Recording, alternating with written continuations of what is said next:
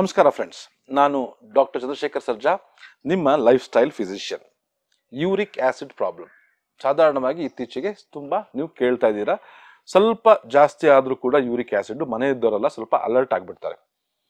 ನಿನ್ನ ಪ್ರೋಟೀನ್ಸ್ ತಿನ್ಬೇಡ, ನೀನು ಮೊಟ್ಟೆ ತಿನ್ಬೇಡ, ನೀನು ನಾನ್ ವೆಜ್ ಬಿಟ್ಬಿಡು, ಡ್ರಿಂಕ್ಸ್ ಮಾಡಬೇಡ, ಸ್ಮೋಕ್ ಮಾಡಬೇಡ ಅಂತ ಹೇಳೋದು ನಿಮ್ಗೆ ಸಾಧಾರಣವಾಗಿ ಕೇಳಿದಿರಲ್ವಾ ಸ್ನೇಹಿತರೆ. ಇವತ್ತು ನಾವು ಈ ಯೂರಿಕ್ ಆಸಿಡ್ ಅಂದರೆ ಏನು, ನಮ್ಮ ದೇಹದಲ್ಲಿ ಯೂರಿಕ್ ಆಸಿಡ್ ಯಾಕೆ ಜಾಸ್ತಿ ಆಗುತ್ತೆ, ಜಾಸ್ತಿ ಆಗದಂಗೆ ತಡೆಗಟ್ಕೊಳ್ಳೋದು ಹೇಗೆ, ಮತ್ತು ಅದು ಬಂದ ನಂತರ ಕೂಡ ನಾವು ಕೆಲವು ಮನೆಮದ್ದುಗಳಿಂದ ಮತ್ತು ಕೆಲವು ಒಂದು ಪ್ರಿಕಾಷನ್ಸಿಂದ ಹೇಗೆ ನಾವು ಯೂರಿಕ್ ಆಸಿಡ್ ಪ್ರಾಬ್ಲಮಿಂದ ಹೊರಗೆ ಬರೋದನ್ನ ಸ್ವಲ್ಪ ವೈಜ್ಞಾನಿಕ ವಿಶ್ಲೇಷಣೆಯೊಂದಿಗೆ ಡಿಸ್ಕಸ್ ಮಾಡೋಣ.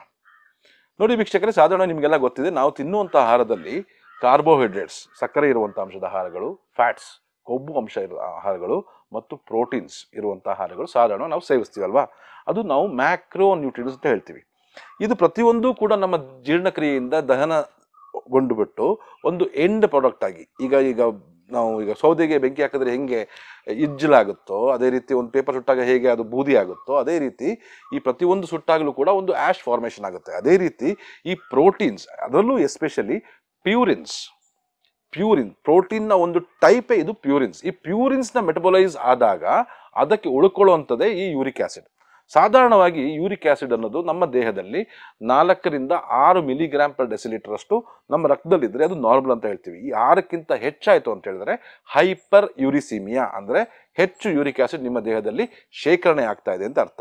ಕೆಲವರಿಗೆ 7, 8 ಆದರೂ ಕೂಡ ಸಿಂಪ್ಟಮ್ಸ್ ಇರಲ್ಲ, ಕೆಲವರಿಗೆ 6.5 ಇಂದ 7 ತನಕ ಇದ್ರೆ ಕೂಡ ಕೆಲವು ಸಿಂಪ್ಟಮ್ಸ್ ಬರುತ್ತೆ. ಈ ಸಿಂಪ್ಟಮ್ಸ್ ಅಂದರೆ ಬಹಳ ಮುಖ್ಯವಾಗಿ ಹೇಳಬೇಕು ಅಂತ ಹೇಳಿದ್ರೆ, ಈ ಕಾಲುಗಳನ್ನ ಏನು ಗಂಟಿರುತ್ತಲ್ಲ, ಈ ನಮ್ಮ ಹೆಬ್ಬೆರಳು, ಕಾಲಿನ ಹೆಬ್ಬೆರಳು, ಆ ಗಂಟಿನಲ್ಲಿ ಊತ ಬರುವಂಥದ್ದು, ನೋವು ಬರುವಂಥದ್ದು, ಕೆಂಪಾಗುವಂಥದ್ದು, ನಡಿಲಿಕ್ಕೆ ಸ್ವಲ್ಪ ಕಷ್ಟ ಆಗುವಂಥದ್ದು, ಈ ಮೇನಾಗಿ ಕಾಲಲ್ಲಿ ಆಗೋದು.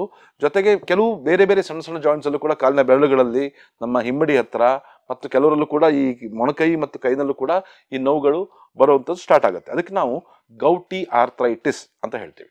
ಸೊ ಇದೆಷ್ಟೇನಾ ಪ್ರಾಬ್ಲಮ್ ನೋಡಿ ವೀಕ್ಷಕರೇ. ಯೂರಿಕ್ ಆಸಿಡ್ ಜಾಸ್ತಿ ಆದರೆ ಕೇವಲ ಗಂಟು ನೋವು ಬರುತ್ತೆ ಅಂತ ಇದೆಯಲ್ಲ, ಅದು ಮಾತ್ರ ಒಂದು ಶುದ್ಧ ಸುಳ್ಳು. ಯಾಕಂದರೆ ಯೂರಿಕ್ ಆಸಿಡ್ ತುಂಬ ಜಾಸ್ತಿ ಆಗ್ತಾ ಹೋದರೆ ಸುಮಾರು ಬೇರೆ ಬೇರೆ ಥರ ಕಾಯಿಲೆಗಳಿಗೆ ಎಡೆ ಮಾಡಿಕೊಡುತ್ತೆ. ಅದರಲ್ಲಿ ಒಂದು ಬಹಳ ಮುಖ್ಯವಾಗಿ ಅಂತ ಹೇಳಿದ್ರೆ ಹೈಪರ್ ಟೆನ್ಷನ್, BP, ಅಧಿಕ ರಕ್ತದೊತ್ತಡ. ಯೂರಿಕ್ ಆಸಿಡ್ ಜಾಸ್ತಿ ಇದ್ದಾಗ ನಮ್ಮ ದೇಹದಲ್ಲಿ ನೈಟ್ರಿಕ್ ಆಕ್ಸೈಡ್ನ ಕೊರತೆ ಉಂಟಾಗುತ್ತೆ. ನೋಡಿ ವೀಕ್ಷಕರೇ, ನೈಟ್ರಿಕ್ ಆಕ್ಸೈಡ್ ಅನ್ನೋದು ನಮ್ಮ ದೇಹದಲ್ಲಿ ನಮ್ಮ ರಕ್ತನಾಳಗಳನ್ನ ಉಬ್ಬಿಸ್ಲಿಕ್ಕೆ ಸಹಾಯವನ್ನು ಮಾಡುತ್ತೆ. ಆದರೆ ಈ ಯೂರಿಕ್ ಆಸಿಡ್ ಜಾಸ್ತಿ ಆದಾಗ ಈ ರಕ್ತನಾಳಗಳು ಶ್ರಿಂಕ್ ಆಗಿಬಿಟ್ಟು ರಕ್ತ ಹರಿಲಿಕ್ಕೆ ಸ್ವಲ್ಪ ಕಷ್ಟ ಆಗುತ್ತೆ. ಹಾಗಾಗಿ ಹೈಪರ್ ಟೆನ್ಷನ್ ಮತ್ತೆ ಹಾರ್ಟ್ ಡಿಸೀಸ್, ಹೃದಯ ಸಂಬಂಧಿ ಕಾಯಿಲೆಗಳು ಬರೋಕ್ಕೂ ಕೂಡ ಈ ಯೂರಿಕ್ ಆಸಿಡ್ ಅಧಿಕವಾಗಿದ್ದರೆ ಅದೇ ಒಂದು ಮುನ್ನುಡಿಯನ್ನು ಬರೆಯುತ್ತದೆ. ಮೊದಲನೇದಾಗಿ. ಎರಡನೇದಾಗಿ ಏನಂದರೆ, ಇದೇ ಥರ ಈ ನೈಟ್ರಿಕ್ ಆಸಿಡ್ ಕಡಿಮೆ ಉಂಟಾಗಿ ಈ ಏನಂತಾರೆ ನಾವು ಎರೆಕ್ಟೈಲ್ ಡಿಸ್ಫಂಕ್ಷನ್, ನಿಮಿರು ದೌರ್ಬಲ್ಯ, ಇದಕ್ಕೂ ಕೂಡ ಒಂದು ಯೂರಿಕ್ ಆಸಿಡ್ ಜಾಸ್ತಿ ಇದ್ರೆ ಕೂಡ ಒಂದು ಕಾರಣ ಅಂತಾನೆ ಹೇಳ್ಬೋದು. ಸೊ ಹಾಗಾಗಿ ಹಾರ್ಟ್ ಡಿಸೀಸ್ ಇರ್ಬೋದು, ಅಥವಾ ಹೈಪರ್ ಟೆನ್ಷನ್ ಇರ್ಬೋದು, ನಿಮಿರು ದೌರ್ಬಲ್ಯಗಳಿರ್ಬೋದು, ಇವೆಲ್ಲ ಈ ಯೂರಿಕ್ ಆಸಿಡ್ ಅಧಿಕವಾಗಿದ್ದಾಗ ಪ್ರಾಬ್ಲಮ್ ಸ್ಟಾರ್ಟ್ ಆಗ್ತಾ ಹೋಗುತ್ತೆ.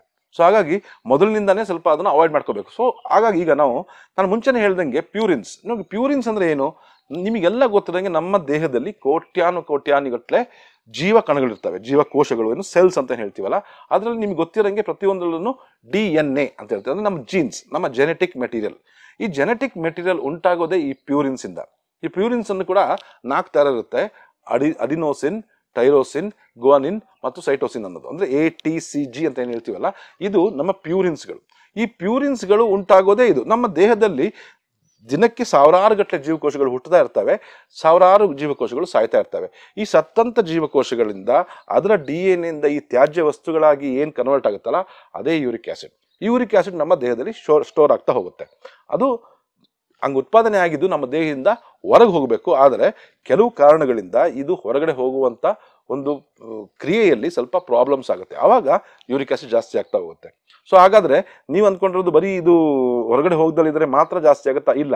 ನಮ್ಮ ದೇಹದಲ್ಲಿ ಇಂಟೇಕ್, ನಾವು ಎಷ್ಟು ಪ್ಯೂರಿನ್ ಇರುವಂಥ ಅಂಶ ಇರುವಂಥ ಆಹಾರಗಳನ್ನು ನಾವು ಜಾಸ್ತಿ ಸೇವಿಸ್ತೀವೋ ಅದರಲ್ಲೂ ಕೂಡ ಜಾಸ್ತಿ ಇರುತ್ತೆ. ಆದರೆ ನೋಡಿ, ಸಣ್ಣ ವಯಸ್ಸಿನಲ್ಲಿ ಈಗ ಜಿಮ್ಮಿಗೆ ಹೋಗುವಂಥ ಒಬ್ಬ ಹುಡುಗ ಸಣ್ಣ ವಯಸ್ಸಿನಲ್ಲಿ ಚೆನ್ನಾಗಿ ಮಟನ್ನು, ಚಿಕನ್ನು, ಎಗ್ಸು, ಪ್ರೋಟೀನ್ಸು ಎಲ್ಲದನ್ನು ತಿಂತಾ ಇದ್ದ. ಆದರೆ ಅವನಿಗೆ ಯೂರಿಕ್ ಆಸಿಡ್ ಪ್ರಾಬ್ಲಮ್ಸ್ ಬರಬೇಕು ಅಂತ ಇಲ್ಲ ಅಲ್ಲ. ಅದೇ ವಯಸ್ಸಾಗ್ತಾ ಇದ್ದಂಗೆ ಯಾಕೆ ಯೂರಿಕ್ ಆಸಿಡ್ ಪ್ರಾಬ್ಲಮ್ ಜಾಸ್ತಿ ಆಗುತ್ತೆ ಅಂತ ಹೇಳಿದ್ರೆ, ನಮ್ಮ ಕಿಡ್ನಿಗಳು ನಮ್ಮ ಯೂರಿಕ್ ಆಸಿಡ್ನ ಹೊರಗಡೆ ಹಾಕುವಂಥ ಒಂದು ಕಾರ್ಯಕ್ಷಮತೆಯನ್ನು ಕಳ್ಕೊಂಡ್ಬಿಟ್ಟಿರ್ತವೆ. ಹಾಗಾಗಿ ಈ ಯೂರಿಕ್ ಆಸಿಡ್ ಜಾಸ್ತಿಯಾಗಿ ಶೇಖರಣೆ ಆಗ್ತಾ ಹೋಗುತ್ತೆ. ಸೊ ಅದ್ರಾಗ ನಾವು ತಿಳ್ಕೊಬೇಕಾಗಿರೋದಷ್ಟೇ, ಪ್ರತಿಯೊಬ್ಬನ ಮನುಷ್ಯನಲ್ಲೂ ಯೂರಿಕ್ ಆಸಿಡ್ ಇರುತ್ತೆ, ಆದರೆ ನಮ್ಮ ದೇಹದಿಂದ ಹೊರಗೆ ಹೋಗುವಂಥ ವ್ಯವಸ್ಥೆ ಸ್ವಲ್ಪ ಏರುಪೇರಾದಲ್ಲಿ ಈ ಯೂರಿಕ್ ಆಸಿಡ್ ನಮ್ಮ ದೇಹದಲ್ಲಿ ಶೇಖರಣೆ ಆಗ್ತಾ ಹೋಗ್ಬಿಟ್ಟು ಈ ಥರ ಸಾವಿರಾರು ಮುಂಬರುವ ಕಾಯಿಲೆಗಳಿಗೆ ಮುನ್ಸೂಚನೆಯನ್ನು ಬರೆದಿಟ್ಬಿಡ್ತವೆ. ಅಷ್ಟು ಗೊತ್ತಾಯ್ತು. ಅದು ಈಗ ಒಂದು ಹೇಗೆ ನಾವು ನಮ್ಮ ದೇಹದಲ್ಲಿ ಯೂರಿಕ್ ಆಸಿಡ್ನ ಜಾಸ್ತಿ ಆಗದಂಗೆ ತಡೆಗಿಟ್ಕೊಳ್ಳೋದು ಮೇನ್ ಥಿಂಗ್. ಸೊ ಇದ್ರಲ್ಲಿ ನೋಡಿ, ಒಂದು ಮುಖ್ಯವಾಗಿ ನೀವು ಅರ್ಥ ಮಾಡ್ಕೋಬೇಕಾಗಿರೋದು ವಿಷಯ ಇಷ್ಟೇ ವೀಕ್ಷಕರ, ಏನು ಅಂತ ಹೇಳಿದ್ರೆ ನಮ್ಮ ಕಿಡ್ನಿಯನ್ನು ಕ್ಲೀನಾಗಿ ಇಟ್ಕೋಬೇಕು, ಮೇನ್ ಆಗಿ ಹೆಲ್ತಿಯಾಗಿ ಇಟ್ಕೋಬೇಕು.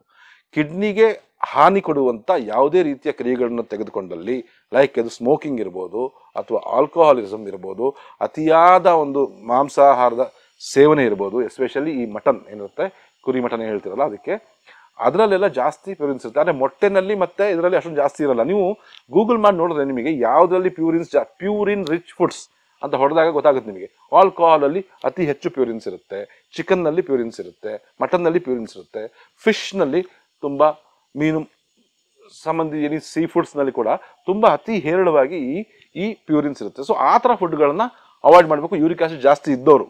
ಆದರೆ ಯೂರಿಕ್ ಆಸಿಡ್ ಜಾಸ್ತಿ ಇಲ್ಲದೆ ನಾವು ತಿನ್ನಬಾರ್ದ ಅಂದರೆ ಡೌಟ್ ಕೇಳಬೇಡಿ. ಅವಾಗ ಏನು ಮಾಡ್ಬೇಕು ನೀವು ಅಂದರೆ ನಮ್ಮ ಕಿಡ್ನಿಯನ್ನು ಹೆಲ್ತಿಯಾಗಿ ಇಟ್ಕೋಬೇಕು. ಸರಿಯಾದ ನೀರಿನ ಒಂದು ಒಂದು ದಿವಸಕ್ಕೆ ನಿಮಗೆ ಎಷ್ಟು ಅವಶ್ಯಕತೆ ಇದೆಯೋ ಅಷ್ಟು ನೀರನ್ನು ಸೇವಿಸ್ತಾ ಬರೋದ್ರಿಂದ ನಿಮ್ಗೆ ಕಿಡ್ನೀಸನ್ನ ಹೆಲ್ತಿಯಾಗಿ ಇಟ್ಕೋಬೋದು. ಕಿಡ್ನೀಸ್ ನೋಡಿ, ಮೇನ್ ಥಿಂಗ್ ಅಂತ ಹೇಳಿದ್ರೆ, ಒಂದು ಸಲ ಯೂರಿಕ್ ಆಸಿಡ್ ಜಾಸ್ತಿ ಆಯಿತು ಅಂತ ಹೇಳಿದ ತಕ್ಷಣ ಪ್ಯಾನಿಕ್ ಆಗೋದು ಬೇಡ, ಎಲ್ಲದನ್ನು ಬಿಟ್ಬಿಡೋದು, ಅವರು ಸೋಷಿಯಲೈಸ್ ಆಗೋದೇ ಬಿಟ್ಬಿಡ್ತಾರೆ, ಪ್ರೋಟೀನ್ಸ್ ತಿನ್ನೋದೇ ಬಿಟ್ಬಿಡ್ತಾರೆ. ಇದು ಕೂಡ ತಪ್ಪು. ಎಲ್ಲ ಥರ ಪ್ರೋಟೀನ್ಸ್ ತಿನ್ನೋದು ಬಿಡೋದು ತಪ್ಪು. ಯಾಕಂದರೆ ಸಾಧಾರಣವಾಗಿ ಡಯಾಬಿಟಿಸ್ನಲ್ಲಿ ಏನಾಗುತ್ತೆ ಅಂತ ಹೇಳಿದ್ರೆ, ಈ ಕಿಡ್ನಿಗೆ ಸ್ವಲ್ಪ ಫಿಲ್ಟರ್ ಮಾಡಿ ಮಾಡಿ ಮಾಡಿ ಸಕ್ಕರೆ ಅಂಶವನ್ನು ಸ್ವಲ್ಪ ವೀಕ್ ಆಗಿಬಿಟ್ಟಿರುತ್ತೆ. ಹಾಗಾಗಿ ಅದ್ರ ಒಂದು ಫಂಕ್ಷನ್ನ ಕಳ್ಕೊಂಡ್ಬಿಟ್ಟಿರುತ್ತೆ. ಹಾಗಾಗಿ ಆದರೆ ನೋಡಿ, ಡಯಾಬಿಟಿಸ್ ಇದ್ದವರಿಗೆ ಪ್ರೋಟೀನ್ ತುಂಬ ಅವಶ್ಯಕ. ನಮ್ಮ ದೇಹಕ್ಕೆ ಬೇಕಾದಷ್ಟು ಪ್ರೋಟೀನ್ಸ್ ನಮಗೆ ಸಿಗಲೇಬೇಕು ಅಲ್ವಾ. ಹಾಗಾಗಿ ನೀವೇನು ಮಾಡಬೇಕು ಅಂತ ಹೇಳಿದ್ರೆ, ಯೂರಿಕ್ ಆಸಿಡ್ನ ನಮ್ಮ ದೇಹದಿಂದ ಫ್ಲಶ್ ಔಟ್ ಮಾಡುವಂಥ ಕೆಲವು ಮಾರ್ಗಗಳನ್ನು ಅನುಸರಿಸಬೇಕಾಗುತ್ತೆ. ಅದರಲ್ಲಿ ಮೊದಲನೇದಾಗಿ ಬಾಳೆ ದಿಂಡಿನ ರಸ. ಬಾಳೆ ದಿಂಡು ಅಂದರೆ ನಿಮಗೆಲ್ಲ ಗೊತ್ತಿರಬೇಕು, ಬಾಳೆಕಾಯಿ, ಬಾಳೆ ಮರ ಇರುತ್ತೆ, ಅದ್ರ ಮಧ್ಯದಲ್ಲಿ ವೈಟ್ ಕಲರ್ ಒಂದು ದಿಂಡು ಅಂತ ಇರುತ್ತಲ್ಲ, ಅದನ್ನ ಒಂದು ಸಣ್ಣ ಇಷ್ಟು ದೊಡ್ಡ ಪೀಸ್ನ ಸಣ್ಣದಾಗಿ ಕೊಚ್ಚಿಬಿಟ್ಟು ಮಿಕ್ಸಿಲಿ ಹಾಕಿ ಸ್ವಲ್ಪ ನೀರು ಹಾಕಿ ಚೆನ್ನಾಗಿ ರುಬ್ಬಿಡಿ, ಚೆನ್ನಾಗಿ ರಸ ಹಿಂಡ್ಬಿಡಿ. ಒಂದು 50ರಿಂದ 60 ml ರಸವನ್ನು ಸ್ವಲ್ಪ ಜೇನುತುಪ್ಪದೊಂದಿಗೆ ಮಿಕ್ಸ್ ಮಾಡಿಕೊಂಡು ನೀವು ದಿನ ಬೆಳಗ್ಗೆ ಮಧ್ಯಾಹ್ನ ಸಾಯಂಕಾಲ 3 ಹೊತ್ತು ಸೇವಿಸ್ತಾ ಬರೋದ್ರಿಂದ ಯೂರಿಕ್ ಆಸಿಡ್ ನಮ್ಮ ದೇಹದಲ್ಲಿ ಫ್ಲಶ್ ಔಟ್ ಆಗುತ್ತೆ ಅಂತ ಹೇಳ್ಬಿಟ್ಟು ಸಾವಿರಾರು ವೈಜ್ಞಾನಿಕ ನಿದರ್ಶನಗಳಿದ್ದಾವೆ. ಎರಡನೇದಾಗಿ ಬಾರ್ಲಿ ವಾಟರ್. ಈ ಬಾರ್ಲಿ ಅಕ್ಕಿ ಏನಿದೆಯಲ್ಲ ಅದನ್ನ ಚೆನ್ನಾಗಿ ಕುದಿಸ್ಬಿಟ್ಟು ಅದು ನೀರನ್ನ ಒಂಥರ ಇದು ಮಾಡ್ಕೊಂಡು ಸೋಸ್ಕೊಂಡು ಕುಡಿಯೋದ್ರಿಂದ ಅದರಿಂದಲೂ ಕೂಡ ಒಳ್ಳೆ ಡಯೂರೆಟಿಕ್ ಜ್ಯೂಸಸ್ ಆಗಿ ಕೆಲಸ ಮಾಡುತ್ತೆ. ನಮ್ಮ ದೇಹದಿಂದ ಯೂರಿನ್ ಔಟ್ಪುಟ್ನ ಜಾಸ್ತಿ ಮಾಡುತ್ತೆ, ಯೂರಿಕ್ ಆಸಿಡ್ ಫ್ಲಶ್ ಔಟ್ ಆಗುತ್ತೆ. ಮೂರನೇದಾಗಿ ಒಂದೊಂದು ಹೇಳ್ಬೋದಂದ್ರೆ ಬೂದು ಕುಂಬಳಕಾಯಿನ ರಸ. ಈ ಬೂದು ಕುಂಬಳಕಾಯಿ ಜ್ಯೂಸು ಮತ್ತು ಎಳನೀರು ಇದೆರಡನ್ನೂ ಒಂದು ಮಿಶ್ರಣ ಮಾಡಿಕೊಂಡು ಬೆಳಿಗ್ಗೆ ಖಾಲಿ ಹೊಟ್ಟೆಗೆ ಕುಡಿತಾ ಬಂದಲ್ಲಿ ನಿಮ್ಮ ದೇಹದಿಂದ ಅಧಿಕ ಯೂರಿಕ್ ಆಸಿಡ್ ಹೊರಡೆ ಹೋಗುತ್ತೆ, BP ಕಡಿಮೆ ಮಾಡೋಕ್ಕೂ ಸಹಾಯ ಮಾಡುತ್ತೆ, ದೇಹದ ತೂಕವನ್ನು ಇಳಿಸ್ಲಿಕ್ಕೂ ಸಹಾಯ ಮಾಡುತ್ತೆ. ಸೊ ಹಾಗಾಗಿ ಈ ಥರದ ಒಂದು ನ್ಯಾಚುರಲ್ ರೆಮಿಡೀಸ್ನ ಫಾಲೋ ಮಾಡಿ ನೋಡಿ, ನಿಮ್ಮ ಕಿಡ್ನಿಯನ್ನಾಗಿ ಹೆಲ್ತಿ ಇಟ್ಕೊಳ್ಳಿ.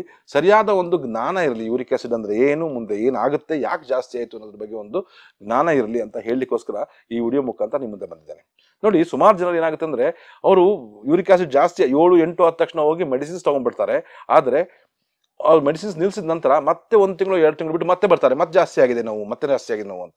ಸೊ ಈ ಥರ ಪ್ರಾಬ್ಲಮ್ಸ್ ಇದ್ದವರಲ್ಲಿ ಪದೇ ಪದೇ ಯೂರಿಕ್ ಆಸಿಡ್ ಜಾಸ್ತಿ ಆಗ್ತಾ ಇದ್ದಲ್ಲಿ ಅಂಡರ್ಲೈಯಿಂಗ್ ಕಾಸ್ ಬೇರೆ. ತುಂಬ ಸಿಂಪಲ್ ಆಗಿರುತ್ತೆ, ತುಂಬ ಏನು ಕಷ್ಟಪಡಬೇಕಾಗಿಲ್ಲ. ಸಣ್ಣ ಸಣ್ಣ ಟೆಸ್ಟ್ಗಳಿರ್ತವೆ, ಒಂದು ಸ್ಕ್ಯಾನಿಂಗ್ ಇರುತ್ತೆ, ಅದನ್ನ ಮಾಡಿ ನೋಡಿಬಿಟ್ಟು ನಿಮ್ಮ ಕಾರಣವನ್ನು ತಿಳ್ಕೊಂಡು ಅದಕ್ಕೆ ಸರಿಯಾದ ಚಿಕಿತ್ಸೆಯನ್ನು ಕೊಟ್ಟಾಗ ಯೂರಿಕ್ ಆಸಿಡ್ ಪ್ರಾಬ್ಲಮ್ಸ್ ಪದೇ ಪದೇ ಬರೋದನ್ನು ಕೂಡ ನೀವು ತಡೆಗಟ್ಟಬಹುದು. ಹಾಗಾಗಿ ಸರಿಯಾದ ಜ್ಞಾನವನ್ನು ಇಟ್ಕೊಳ್ಳಿ, ನಿಮ್ಮ ಯೂರಿಕ್ ಆಸಿಡ್ನ ಸಂಪೂರ್ಣವಾಗಿ ದೇಹದಿಂದ ಹೊರಡಾಕಿ. ಇದೇ ಥರ ಮತ್ತೊಂದು ವಿಡಿಯೋ ಒಂದಿಗೆ ನಿಮ್ಮನ್ನು ಮತ್ತೆ ಭೇಟಿ ಆಗ್ತೇನೆ. ಅಲ್ಲಿವರೆಗೂ ನಮಸ್ಕಾರ.